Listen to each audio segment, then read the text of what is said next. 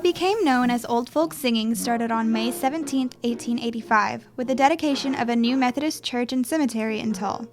The event was multi-denominational, with the entire community participating in the singing and midday dinner. The annual event is held in Tull at the Ebenezer United Methodist Church on the third Sunday in May.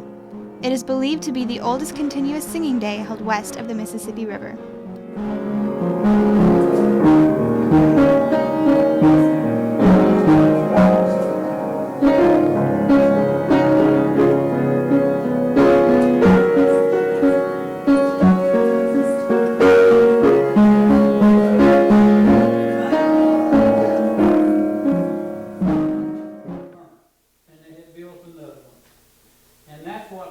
Together with a celebration of that for the Methodist people, and all the other churches got involved in it. Well, this went on for, it wasn't called Old Folk Singing at that time.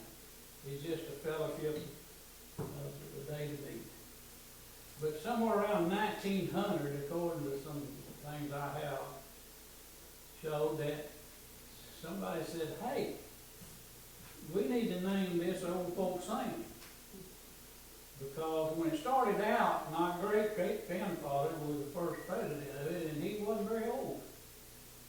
And they were young, real young people. And it's never missed a Sunday since. Even throughout the wars, they had it. But anyway, that's a little history of what goes on here every third Sunday in May. And we welcome you back next year for 131. The singing is held in morning and afternoon sessions with dinner on the grounds and a walk through the cemetery in between. It's almost a requirement when you come to Old Folk Singing.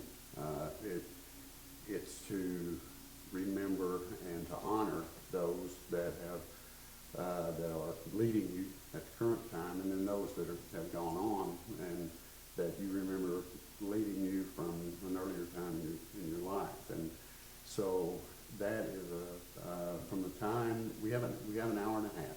So you eat grandly for a bit, and then you really do need to walk. So walking in the cemetery and visiting the resting places of those that are members of your family, finding new members of your family, or just saying hi, Dad, whatever it might be.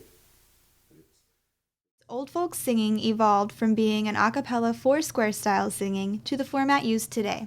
Since at least 1921, the morning session has hosted a welcome address and a response. Happy Land is the favorite song for the morning session.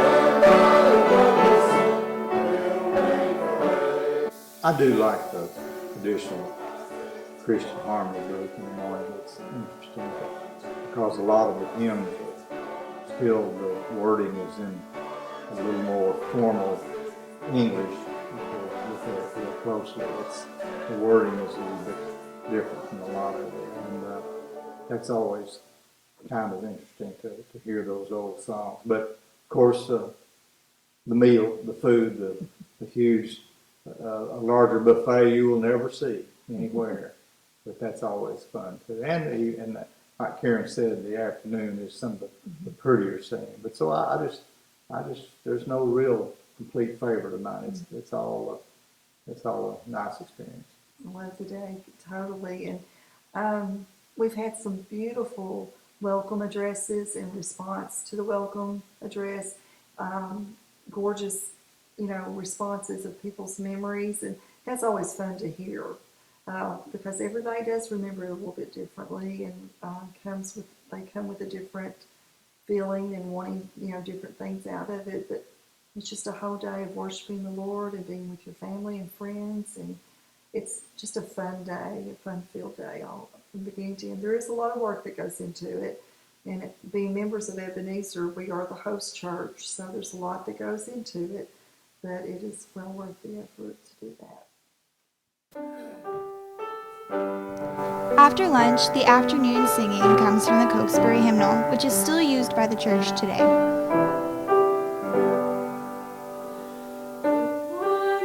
The